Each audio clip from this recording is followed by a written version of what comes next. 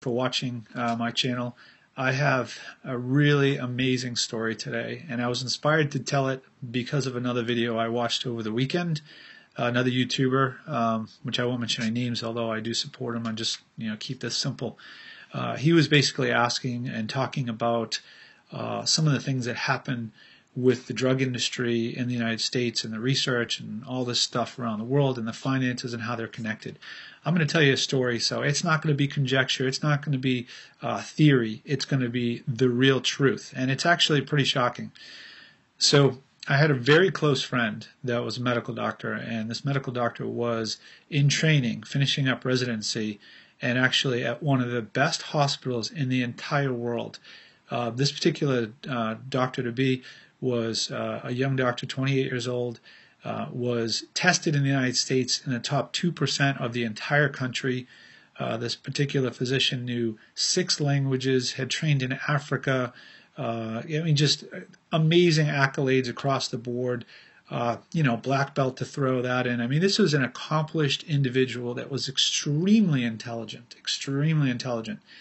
and was an MD, PhD by the time she was 28 years old. So in this esteemed hospital, this particular doctor was doing some research in the endocrine department on AIDS. And this was probably about 15 years ago or so. And they did this amazing piece of research, and it was being published, which for a 28, 29-year-old doctor is just unheard of. You don't get published out of one of the best hospitals in the world at that age unless you did something pretty special, supposedly special. However, here's what happened. This particular doctor was noticing some really significant and serious side effects from the medications that were being used in the research. So she went to the company that was granting the research and basically said, this is a major problem that keeps showing up. It has to be from the medications. How do we report that? I want to make sure we do this correctly and that we do it ethically and morally, and that it's all within the research and all within the boundaries. Well, she went to her boss to do that. And the boss, who had been at this very famous hospital for many, many, many years in this department, basically said to her, you will not be doing that. You will not be putting those findings into any of this research. And the doctor said, well, how could that possibly be? This is part of the findings, and it's a significant finding, and it's a significant, serious, high percentage side effect that keeps showing up with these medications from this company that gave us the grant to do the research. And the boss said, if you do that, you will basically never work in a hospital in the United States ever. I'm not telling you that I'm saying that. I'm just telling you that's what will happen. And he wasn't actually saying to her that he was going to purposefully do that. He was saying that that would be the ripple effect. That would be the ramifications if this major drug company got wind of what this person was doing. That they would make sure that happened. So anyways, when it was all said and done, the research article was done, published, everything else. They came to her, this particular doctor, and said she did such amazing work. It was one of the best research papers they've ever had done. They wanted to hire her. And they wanted to give her a really good salary. So this particular doctor was going through all the information, looking at all the the contracts and everything, and trying to come to the place of, should I do this? Should I not work with this company? Should I work with this company? They have an amazing amount of money to do unbelievable research. And there was 1 or 2 pages at the end of the contract that basically said, everything that you do is owned by us. You have no rights to it. We will publish it or not publish it as we see fit, and we will have marketing teams around it that will do what they see fit. So it is not your responsibility. It's none of your business what happens with it. You do not own the rights to any of the information, basically.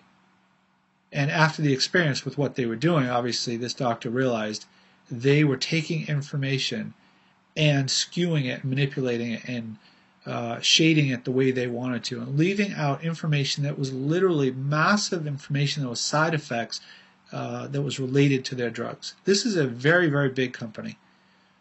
That's one example. You make up your own decisions to what you believe about the FDA, the government, the drug companies. That's all your decision. Some of you are, going to be really upset with this video. I'm giving you one story of one person who was very, very well respected, extremely intelligent, and how it worked in one of the best hospitals, well known in the entire world. If that's one person, I can only imagine how many times that happens. So you make your own decisions on what that means. Does that mean you don't get involved with some kind of medication that you need? I'm not telling you that. I'm not giving you any health advice whatsoever. I'm telling you a story. You do whatever you want. But I know what I think about, these big, huge companies that, go and they do unbelievable amounts of,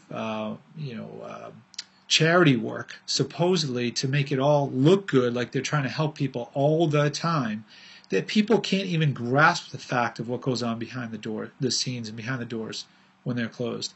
They can't even begin to understand what really goes on.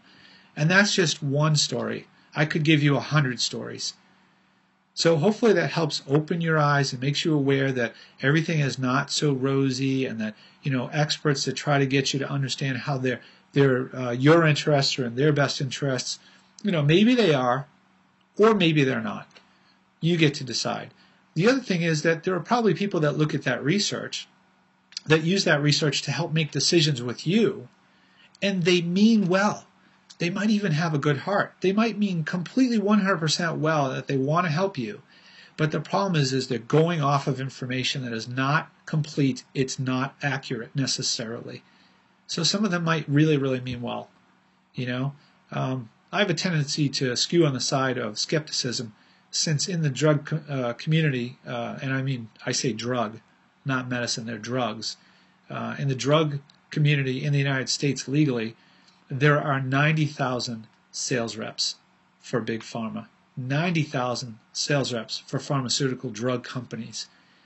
So right now, as you and I are connecting through this video, there's thousands and thousands and thousands. It's like a small army of sales reps that are around the country trying to condition, program, gift, convince, whatever it takes to get more sales of drugs through the hands of the clinics, the hospitals, the nurses, the doctors, the ones that are on the front lines trying to do a good job. If you're one of those sales reps, good for you. I'm sure you support your company and you mean well, and good for you. But hopefully you have had your eyes opened up a little bit through this video, and you take better care of yourself so you don't fall into those traps that cost you a fortune and it cost you your health. Take care of yourself. Take care of your family. Until next time, peace.